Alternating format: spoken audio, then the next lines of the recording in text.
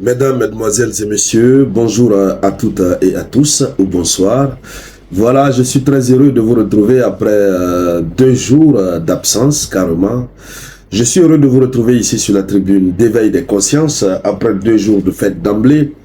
Voilà, la reprise n'est pas toujours évidente, ça sent la fatigue et tout ça. Mais, quoi qu'il advienne, voilà, et on est toujours à la tâche. Alors, les nouvelles sont très mauvaises pour l'Ukraine et pour l'OTAN. De très très mauvaises nouvelles.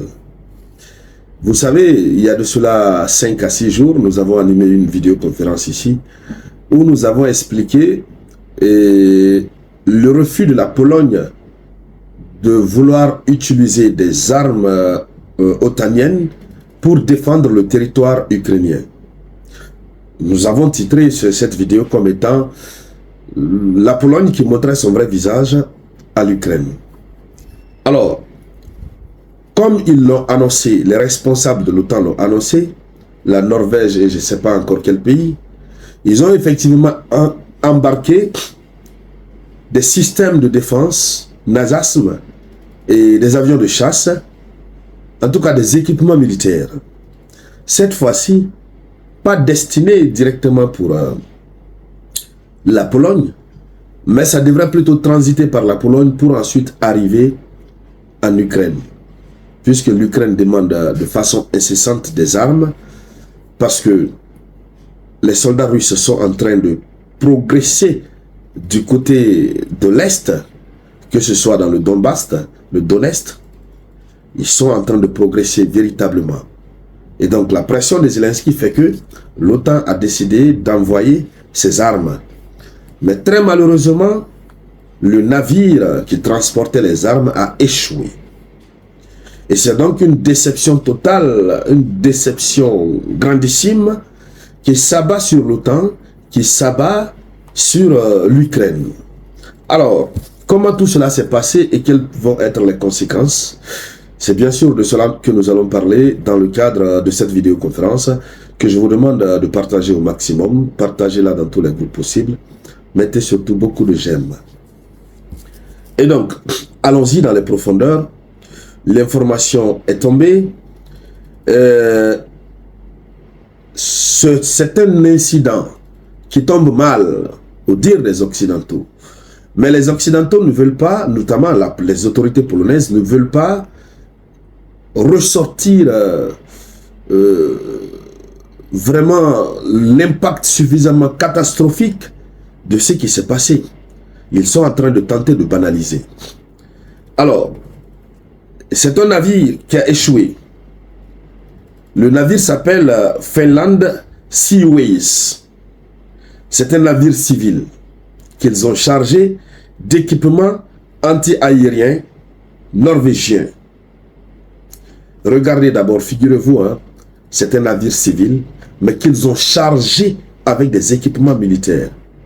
Autrement dit, s'il arrivait, par exemple, bon, c'est pas prévu, mais s'il arrivait que la Russie décide d'attaquer ce navire, qu'est-ce qu'ils vont dire? Ils vont dire non, la Russie a attaqué un navire civil. Mais pourquoi prendre un navire civil pour charger des équipements militaires dans ce navire civil? Du moment où ce navire civil se met à transporter toute une cargaison d'équipements militaires, le navire revêt désormais son caractère militaire.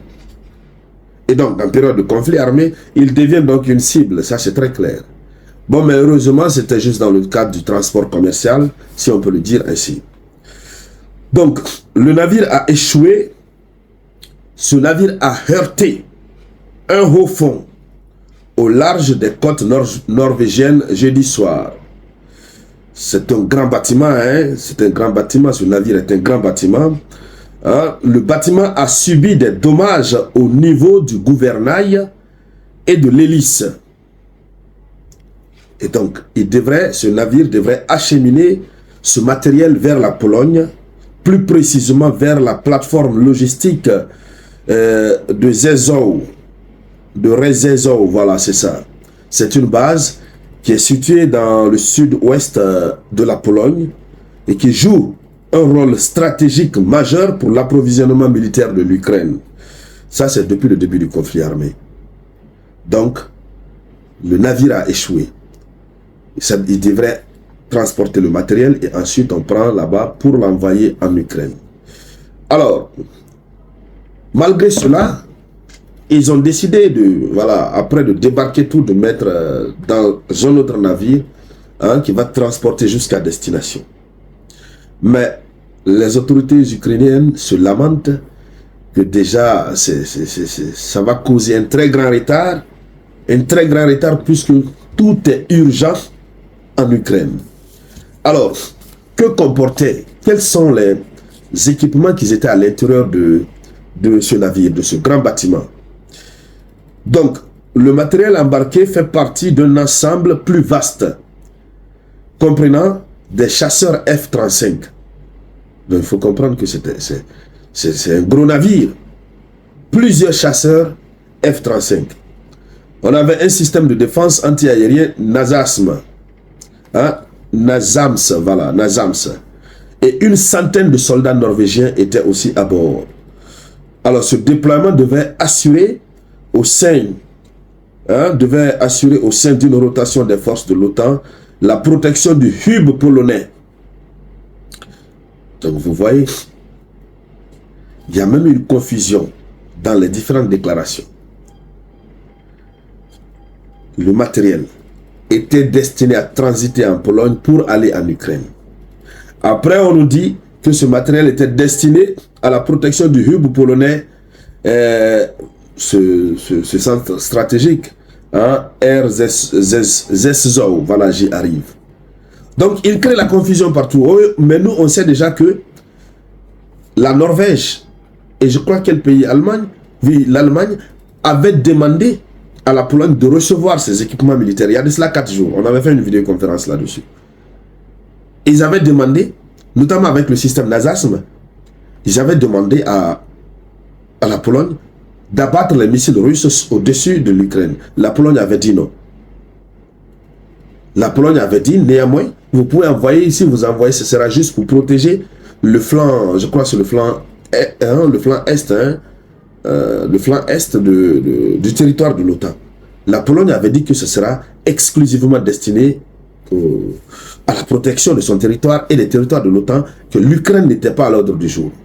Maintenant, c'est ce même matériel qu'ils sont en train d'envoyer, autour duquel matériel il y a eu un problème.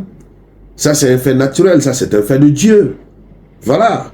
Donc, et autour de ça, ils ont deux versions différentes.